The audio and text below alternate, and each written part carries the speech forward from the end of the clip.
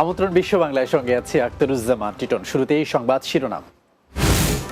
দেশের ব্যাংকগুলোতে নিজস্ব অ্যাকাউন্টে রেমিটেন্স পাঠাতে পারবেন প্রবাসীরা। নন রেসিডেন্ট অ্যাকাউন্ট নীতিমালা শিথিল করল বাংলাদেশ ব্যাংক। বাংলাদেশি ক্রীড়াবিদদের অভিবাসন নিষিদ্ধ করেছে মালয়েশিয়া। ক্রীড়া ইভেন্টের জন্য থাকবে প্রয়োজনীয় কাগজপত্র। এবং উচ্চশিক্ষায় স্কলারশিপ দিচ্ছে কানাডার সাসকাচুয়ান ইউনিভার্সিটি। প্রত্যেক শিক্ষার্থী পাবেন 12 লক্ষ টাকা।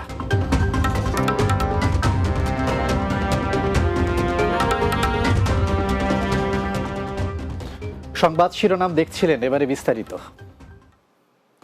দেশের ব্যাংকগুলোতে প্রবাসীদের নিজস্ব ব্যাংক হিসাবে রেমিটেন্স পাঠাতে পারবেন।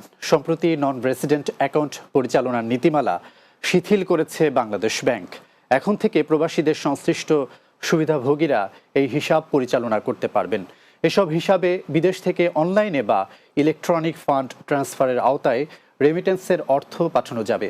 আগে রেমিটেন্স পাঠানো হতো ব্যাংকের হিসাবে, কিন্তু এখন প্রবাসীরা সরাসরি তাদের নিজস্ব ব্যাংক হিসাবেই রেমিটেন্সের অর্থ পাঠাতে পারবেন।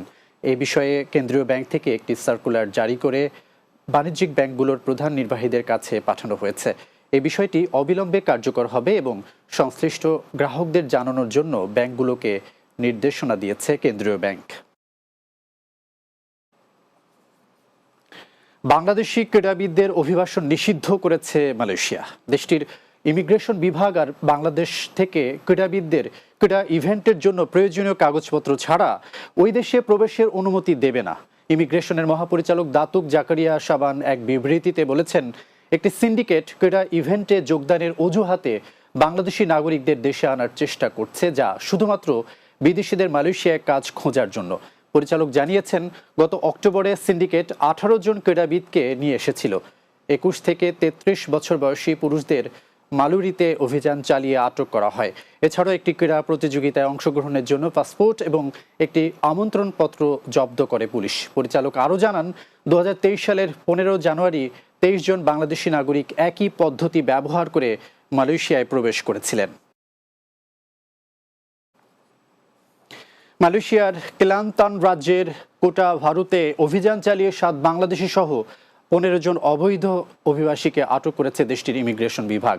এক বিবৃতিতে এ তথ্য জানান রাজ্যের ইমিগ্রেশন পরিচালক মোহাম্মদ ইউসুফ খান মোহাম্মদ হাসান। তিনি জানান, এনফোর্সমেন্ট বিভাগের গোয়েন্দা তথ্যের ভিত্তিতে অভিযান চালিয়ে মিয়ানমারের 1 জন, পাকিস্তানি 1 জন, বাংলাদেশি 7 জন, ভারতীয় 4 জন এবং শ্রীলঙ্কার 2 জন নাগরিককে গ্রেফতার করা হয়েছে।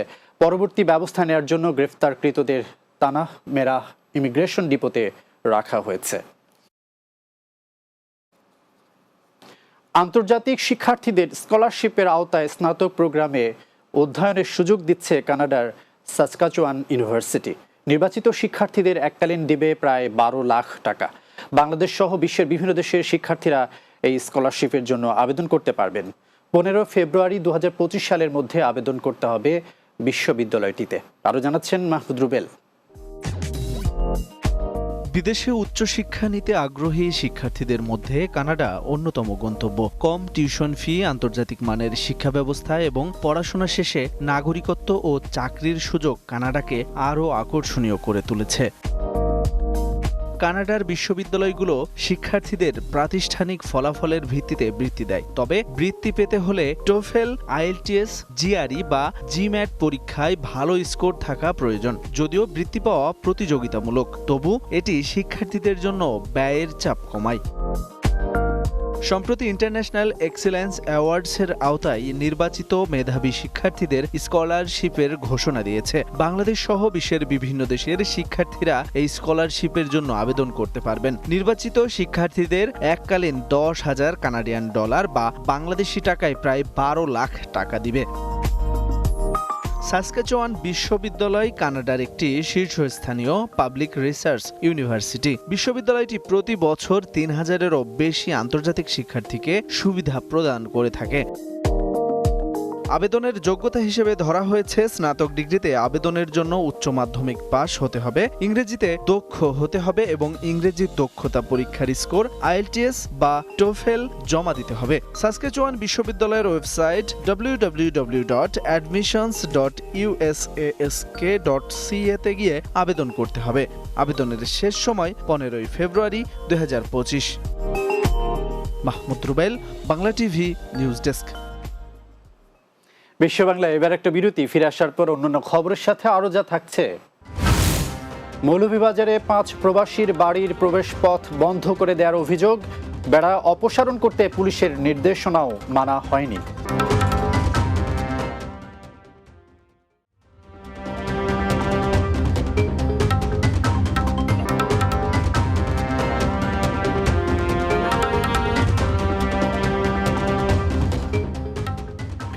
বিরতির পর বিশ্ব বাংলায় স্বাগত আরো একবার। মৌলভীবাজারের বড়লেখার পূর্ব হাতলিয়া গ্রামের 5 প্রবাসী পরিবারের রাস্তা বন্ধ করে দিয়েছেন প্রতিবেশীরা। এতে প্রবাসী আবির আহমেদের পরিবারের সদস্য সহ প্রবাসী পরিবারের লোকজন অবরুদ্ধ রয়েছেন। জানা যায়, অর্ধশত বছরের যাতায়াত রাস্তায় টিন ও বাঁশের বেড়া দিয়ে বন্ধ করা হয়েছে। এই ঘটনায় পুলিশ ও স্থানীয় জনপ্রতিনিধিরা ঘটনাস্থল পরিদর্শন করে রাস্তার প্রতিবন্ধকতা অপসারণের নির্দেশ দিলেও প্রভাবশালী পরিবার তা মানেনি। ভুক্তভোগী প্রবাসী পরিবারের সদস্য নাসিম আহমেদ থানায় লিখিত অভিযোগ করেছেন। গত 11 জানুয়ারি প্রতিপক্ষের লোকজন হঠাৎ করে ওই 5 পরিবারের চলাচলের রাস্তায় 2 দিক থেকে টিন ও বাঁশের বেড়া দিয়ে রাস্তা বন্ধ করে দেওয়া হয়। অভিযুক্ত আব্দুল মুহিত ও মহিবুর রহমান জানান, তারা মামলার রায় পেয়ে রাস্তা বন্ধ করেছেন, তবে আদালতের রায় সংক্রান্ত কোনো কাগজপত্র দেখাতে পারেননি। পরিবার আছে, সবারই সমস্যা হচ্ছে। আমি এই রাস্তার যাতায়াতকারী একজন, আমাদের সবারই অনেক সমস্যা হচ্ছে। আমি সবার প্রশাসনের দৃষ্টি আকর্ষণ করছি যে এই রাস্তাটির সমস্যা দ্রুত সমস্যাটা সমাধান করে দেওয়া হোক। দীর্ঘদিন প্রেমের পর ফেসবুক সহ সামাজিক যোগাযোগ মাধ্যম থেকে ব্লক করে দেয় বিয়ের দাবিতে প্রেমিকার বাড়িতে বিষ হাতে অনশনে বসে মরিশাস প্রবাসী এক তরুণ। এ নিয়ে এলাকায় চাঞ্চল্য সৃষ্টি হয়। পরে দীর্ঘ 8 ঘন্টা অনশনের পর স্থানীয় ইউপি মেম্বার সহ 2 পরিবারের সম্মতিতে ছেলেকে জোর করে বাড়ি পাঠানো হয়। Barishal bureau in charge FM Nazmul রিপনের প্রতিবেদন, জানাচ্ছেন অর্ণব নাসির। কি করবেন, কি আনছেন? আমি এখানে সুইসাইড করবে।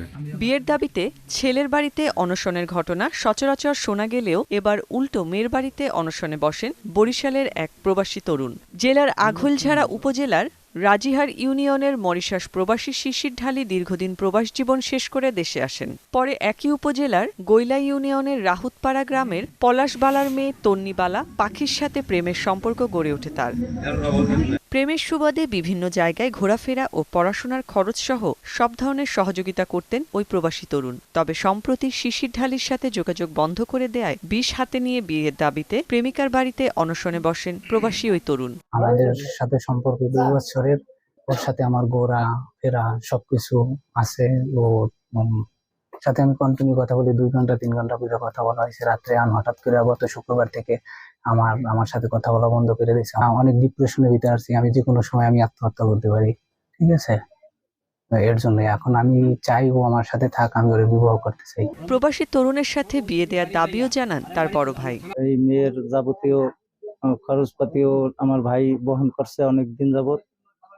হঠাৎ করে এই মেয়ে তার সাথে যোগাযোগ করা বন্ধ করে দিছে। এখন তো আমার ভাই এখানে আসছে, আমি চাই এই মেয়ের সাথে আমার ভাইয়ের বিবাহ হোক। তবে মরিশাস প্রবাসী তরুণের সাথে প্রেমের সম্পর্ক অস্বীকার করে ওই তরুণী। শিশির ঢালির সাথে বিয়ে দিলে আত্মহত্যার হুমকি দেন তিনি। আমি প্রথম দিয়ে কথাবার্তা বলছি, উনি নিজের মন মতো অনেক কিছু ভাবিয়ে নিয়েছে, ঠিক আছে, আমারে নিয়ে। এরপরে আমার পরিবারের কাছে, ওনার পরিবার বলতে আমার মাসি আর মেশোকে পাঠাইছে তার গার্জিয়ান হিসেবে বিবাহের কথা নিয়ে, ঠিক আছে। আমি বলছি এক চান্স, আমি বলছি না। এই সম্পর্ক কখনো মেনে নিবে না বলে জানান তরুণীর বাবা মা। আমি এই সম্পর্কটাকে মেনে নিতে পারবো না। পড়াশোনা হওয়ার পরে কোন জায়গায় বিধাতা লিখবে আমি সেখানে দেবো। মেয়ের বাড়িতে বিয়ের দাবিতে ছেলের অনশনে ভিড় জমান এলাকাবাসী। কোনোদিন শুনি নেই যে নতুন শুনলাম যে ছেলের বাড়ি মেয়ের বাড়ি ছেলে উঠে গিয়ে। ছেলেটা অনেক ই করছে, এর পাশে অনেক ব্যয়বহুল করছে। দীর্ঘ ৮ ঘন্টা অনশনের পর দুই পরিবার ও স্থানীয়দের বোঝানোর পর প্রবাসী ওই তরুণকে নিজ বাড়িতে ফেরত পাঠানো হয়। Arnab Nasir, news desk, Bangla TV. নারায়ণগঞ্জের রূপগঞ্জে জাপান প্রবাসীর প্রতিষ্ঠিত আর.কে. ভূঁইয়া ইন্টারন্যাশনাল স্কুলে হামলা ও ভাঙচুরের প্রতিবাদে সংবাদ সম্মেলন করেছে ভুক্তভোগী সহ এলাকাবাসী। রূপগঞ্জ প্রেস ক্লাব কার্যালয়ে আয়োজিত সংবাদ সম্মেলনে এ অভিযোগ করেন স্কুলের চেয়ারম্যান জাহাঙ্গীর কবির। তিনি বলেন, স্কুল দখলের চেষ্টায় গত 25 ডিসেম্বর খাদুন এলাকার সন্ত্রাসীরা দেশীয় অস্ত্র নিয়ে আর.কে. ভূঁইয়া ইন্টারন্যাশনাল স্কুলে হামলা, ভাঙচুর ও লুটপাট চালায়। এ সময় ওই স্কুলের প্রতিষ্ঠাতা জাপান প্রবাসী রায়হান কবির ভূঁইয়া সুমন সহ শিক্ষক ও শিক্ষার্থীদের অবরুদ্ধ করে ফেলে। এক পর্যায়ে রায়হান কবির ভূঁইয়া সুমনকে হত্যার চেষ্টা চালানো হয়। পরে 999-এ কল করে যৌথ বাহিনীর সহযোগিতায় উদ্ধার হন। এ ব্যাপারে রূপগঞ্জ থানার ওসি লিয়াকত আলী জানান, এই ঘটনায় রূপগঞ্জ থানায় পৃথক দুটি মামলা হয়েছে। তদন্ত করে দোষীদের আইনের আওতায় আনা হবে।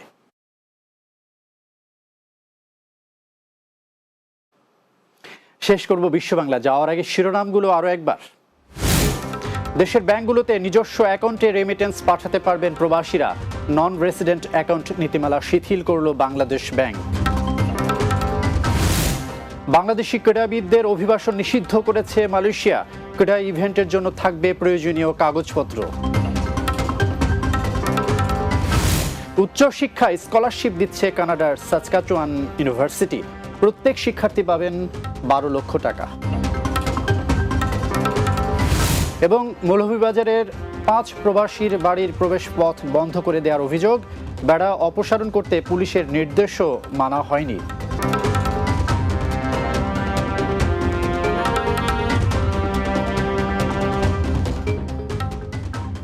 এই ছিল বিশ্ব বাংলার আয়োজন। এতক্ষণ সঙ্গে থাকার জন্য ধন্যবাদ সবাইকে।